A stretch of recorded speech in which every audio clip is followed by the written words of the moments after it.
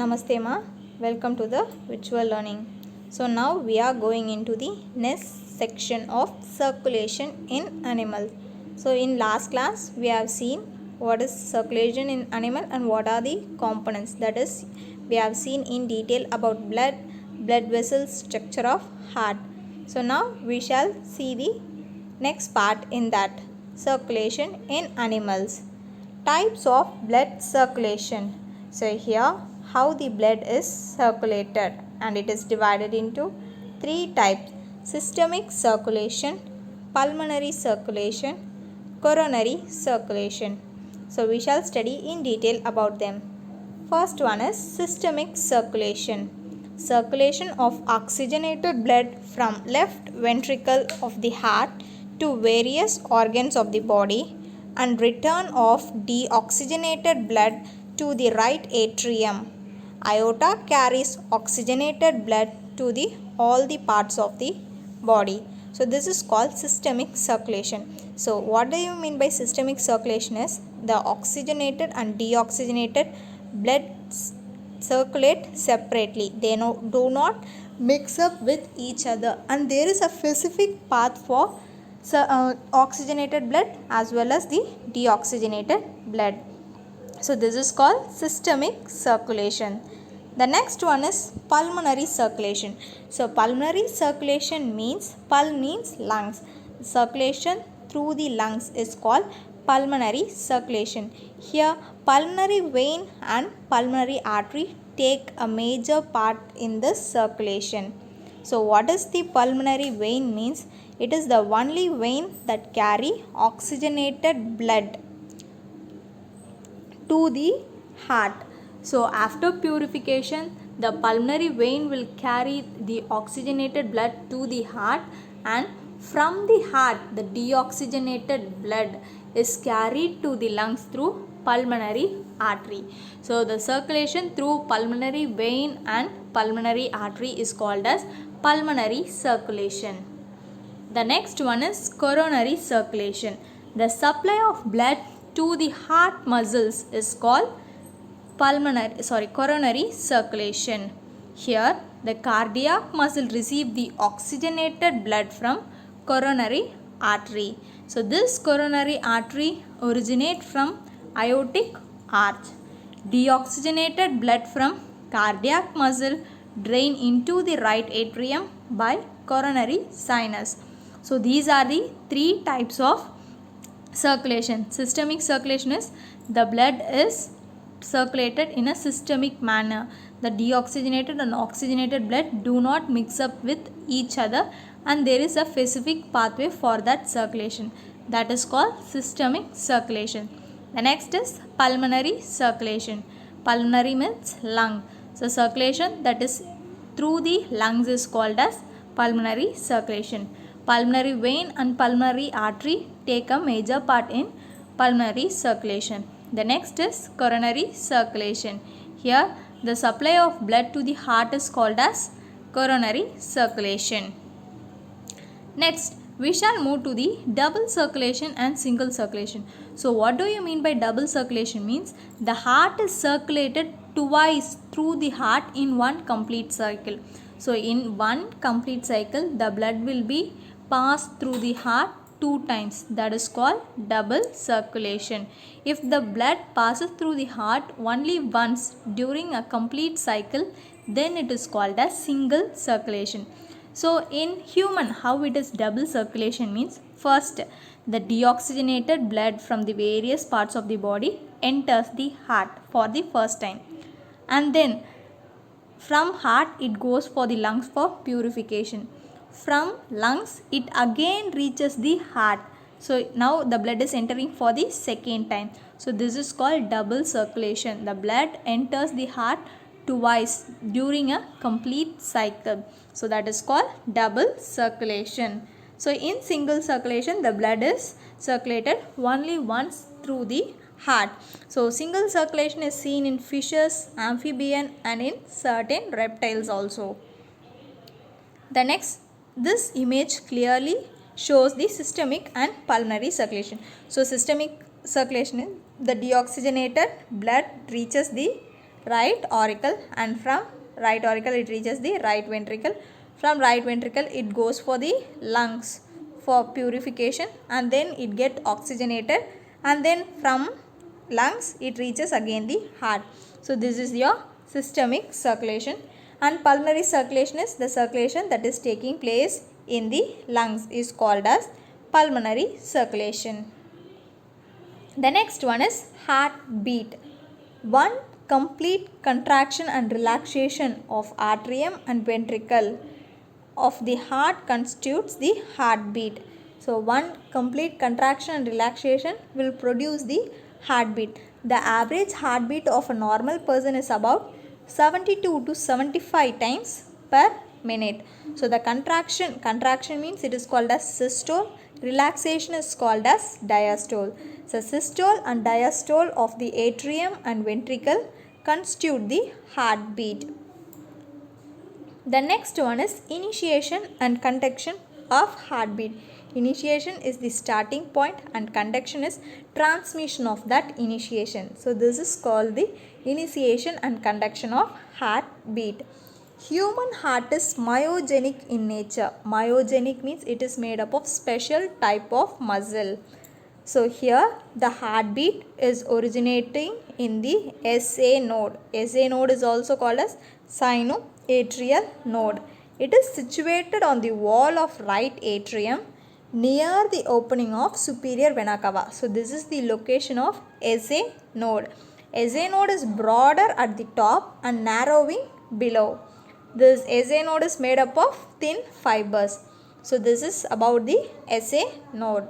So now how it acts as a pacemaker. So SA node act as a pacemaker. Pacemaker is nothing but initiation of impulse. So which stimulate the heart muscle to contract. The impulse from the SA node spread as a wave of all over. So once the heartbeat has been initiated, it will spread the waves all around through the left and right atrial wall and pushes the blood into atrioventricular valve into the ventricle. After the origination of heartbeat, it will spread all over and it will pushes the blood from atrium to the ventricle through the atrioventricular valve. So this is the first step. Then the wave of contraction from the SA node reaches the AV node. AV node is nothing but atrioventricular node, which is stimulated to emit an impulse of contraction and spreading to the ventricular muscles via atrioventricular bundle and Purkinje fibers. So initiation of heartbeat takes place in the SA node and then it will spread all over, which allows the bloods to push into the ventricle, and then from ventricle it goes for further processes. So this is called initiation and conduction of heartbeat. So SA node acts as a pacemaker. So if the patient is suffering from any heart problem, they couldn't able to initiate the heartbeat, means artificial pacemaker is given to that patient to initiate the heartbeat. The next one is pulse. Pulse is when the heart beat, the blood is forced into arteries. So during this, the arteries will expand every time, and that is called as pulse. So as the heart beat, it will pushes the blood into the artery and it leads to the expansion of arteries every time. So we can feel the pulse by placing a fingertip on the arteries near a wrist. And a normal person, the normal pulse rate ranges from 70 to 90 per minute. So this is called the pulse. The next one is cardiac cycle. So cardiac cycle is the sequence of event occurring from beginning to the completion of one heartbeat. So in one heartbeat, what are the sequence taking place? All together constitute a cardiac cycle. So here during cardiac cycles, the blood flows through the chamber of the heart in a specific direction. So this cardiac cycle will last for about 0.3 0.8 second. So this 0.8 second is divided into 3 sequences. The first one is atrial systole. So atrial systole is a fast process, contraction of auricle. So it lasts for about 0.1 seconds. The next one is ventricular systole, contraction of ventricles. So it lasts for about 0.3 seconds. And then the last one is relaxation of ventricle, that is called ventricular diastole. It lasts for about 0.4 seconds. So in this diagram you can see atrial systole 0.1 second, ventricular systole 0.3 second, and ventricular diastole 0.4 second. So this is called the cardiac cycle. The next one is heart sound. So you all know heart has a specific sound, that is called your lub and dub. So this lub dub is called as the heart sound. So the first sound is lub, is a longer duration, and it is caused by the closure of tricuspid and bicuspid valve. So this sound is produced by opening and closing of the valves. So the lub is the sound produced by the closure of tricuspid and bicuspid valve. The second sound, dub, is shorter duration and is produced by the closure of semilunar valve. So this is the sound produced by the heart. Lub is the longer and it is produced by the closure of tricuspid and bicuspid valve. Dub is the shorter duration and it is caused by the closure of semilunar valves. Now the next one is blood pressure. So you all know what is pressure, right? Something is forced, then it is called as pressure. Here the blood is forced into the blood vessels and that creates a pressure.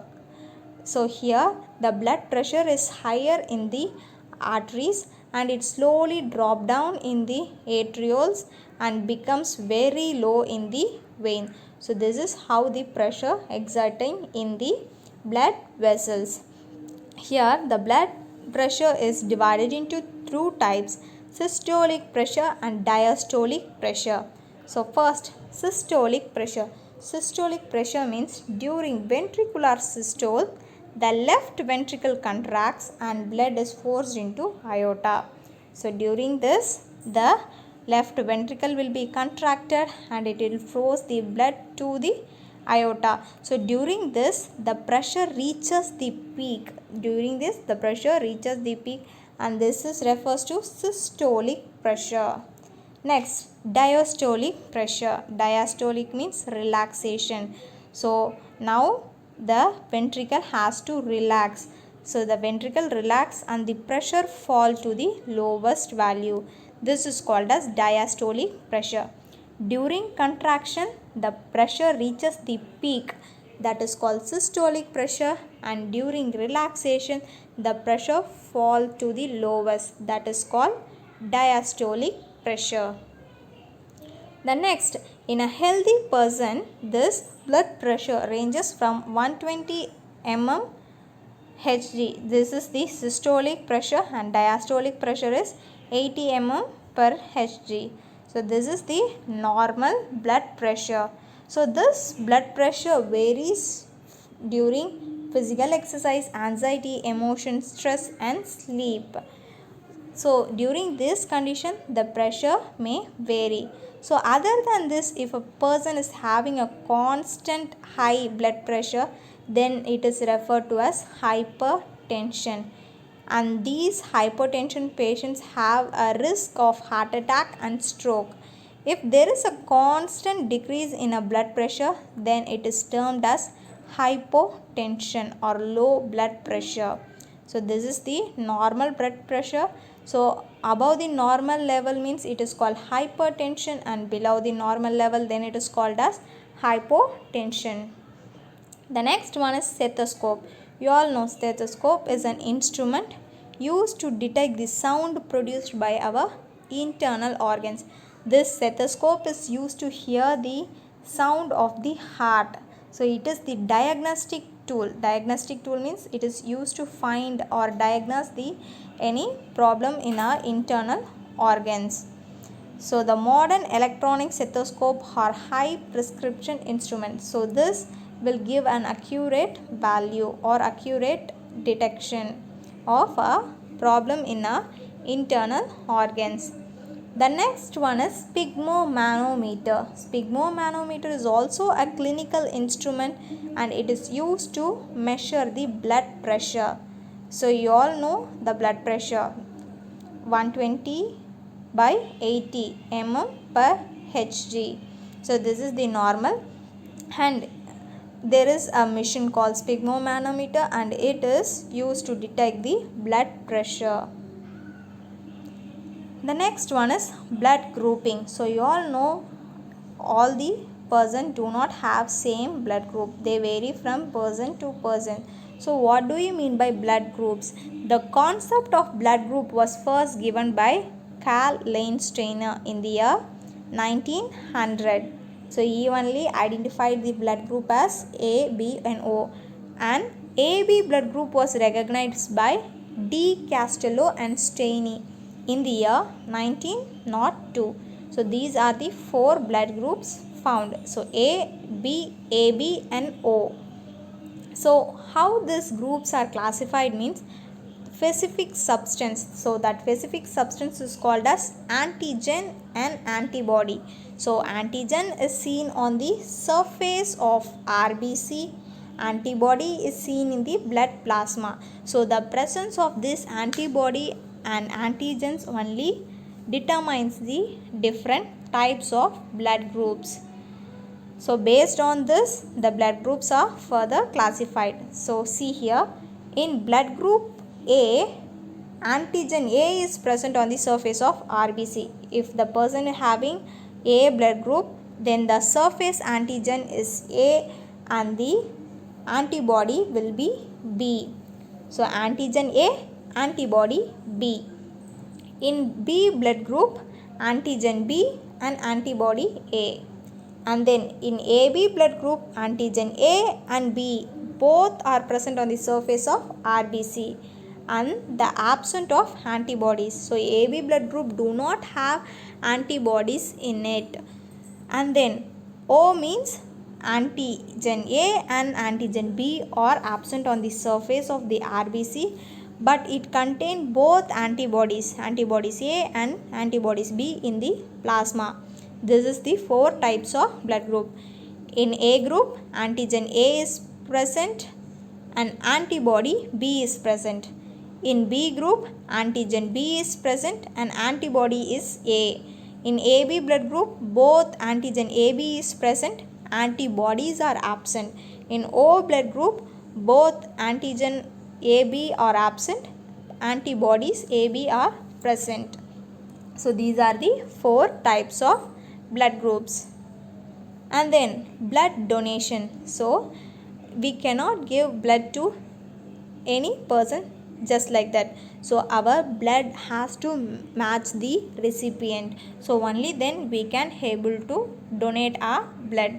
So what would happen if the blood does not match means it will causes clumping of blood cells or clotting of blood cells.